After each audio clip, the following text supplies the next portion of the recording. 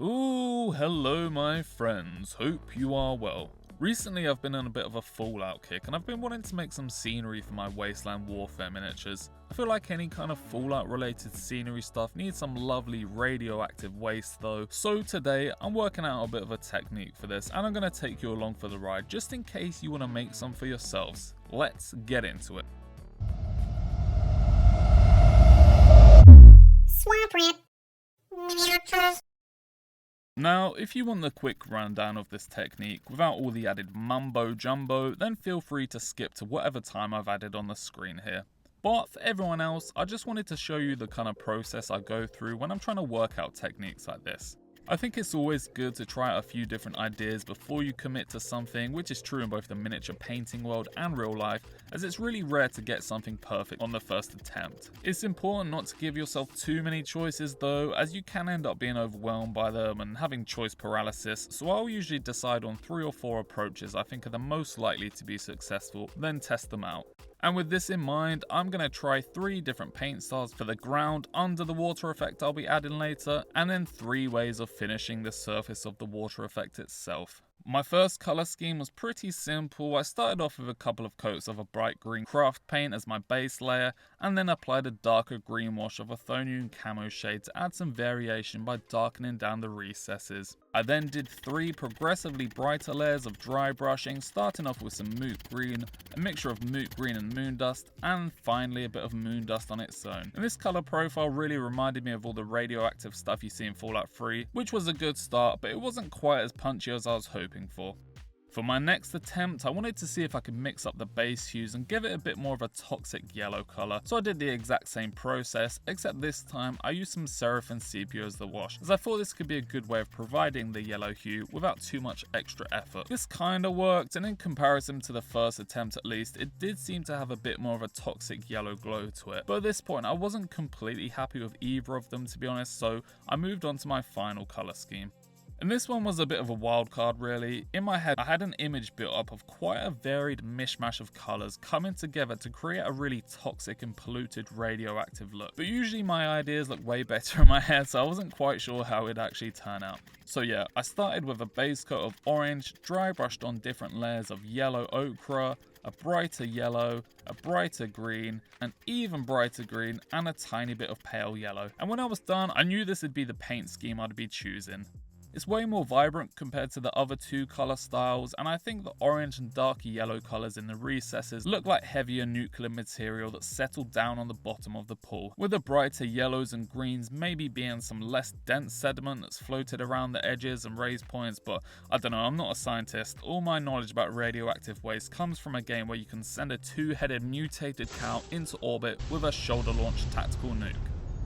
Anyway, I poured on some of this AK interactive water effect stuff to make sure it wouldn't have any weird leaching effects on the paint before I committed to it, and once I saw it was okay, I painted in the bottom 3 portions of this giant slab of brownies and squirted in more water effects so I could test out how to get a nice sludgy nuclear goop effect going. I'll go through some tips for the water effect in a moment when I do my demonstration piece, but the purpose of this phase was just to test out what paint I could apply to its surface to get that classic bright green nuclear waste look. I chose 2 of the Citadel contrast paints and 1 technical paint because I wanted something with a more translucent finish, so the painted layer we just did would still be visible, and the ones I tested were Corandrus Green, Hexray Flame, and Tesseract Glow. The Corandrus Green looked way too dark to start with. It did get a bit better as I spread it out over the surface, but I think in the end it still looked too dark and more like an algae covered pond than a pool of nuclear waste. Next was the Hexray Flame, and this was a bit better, but it was quite muted and didn't have the vibrancy I was hoping for. So my final hope was Tesseract Glow, and straight away this stuff looked pretty awesome. It was definitely the most vibrant colour of the 3 and quite closely resembled the bright nuclear goop colour I had in mind. So my third option was definitely the winner again. One thing I did notice though was that the paints gave the water effect a bit more of a matte finish than I'd have liked, even though they were quite translucent. So I gave the surface another thin layer of the water effect, which helped to bring that glossy liquidy finish back. And with that, my technique had been born like a baby Mirelurk from a clutch of eggs. For those that have skipped forward to just get the quick version of this effect, all you need to do is build up a nice toxic radioactive paint job by starting with an orange base coat and dry brushing the following layers or equivalent onto a progressively smaller surface area with each coat. First is a yellow ochre colour, next is urial yellow, then moot green, then a brighter green mixture of moot green and moon dust, and then finally some moon dust on its own. Again, you don't need to use these exact colours, just use whatever you have that's equivalent to them or mix them together to get something similar. And after you've done your painting, apply some of your water effect mixture with 2 to 3 thin layers, working best to get a decently level finish that won't take weeks to dry. Then apply a very thin coat of Tesseract Glow onto the surface of your water and finish it off with one more layer of the water effect to lock in that green with a nice glossy finish. That's the basic process, so feel free to tune out now and go off and make your own. But if you stick around, I'll be giving you a few more tips to get the most out of this technique while I knock up a little demonstration piece.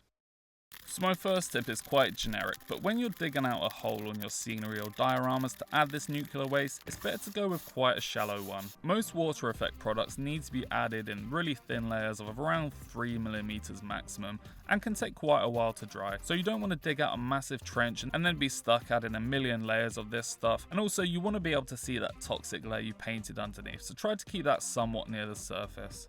Next up is barrels. These are a really good accessory to add when you're making this kind of radioactive goo. You know, when I'm thinking about nuclear waste, which is quite often, there's always some sneaky little barrels nearby. And I'm using these Tamiya ones for this demonstration, but use whichever ones work best for the scale of miniatures you're building for. And make sure to add some extra texture to them using your homemade mud mixture or texture paste, as this will help a lot for building up a corroded look when you're painting them, which I'll go through in a moment.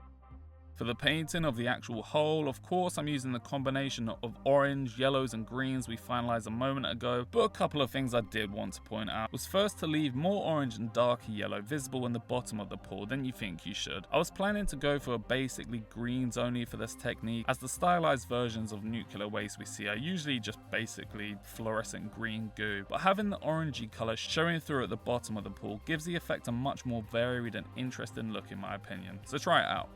Secondly, and you probably saw me doing this already, is to kind of dry brush your colour layers up and around the sides and edges of the pool. I think this gives it a bit more of a realistic effect, as the nuclear materials would probably soak into the surrounding ground and give it some discoloration, but maybe don't go too far out with this, keep it kind of subtle and use your greens and yellows here mostly.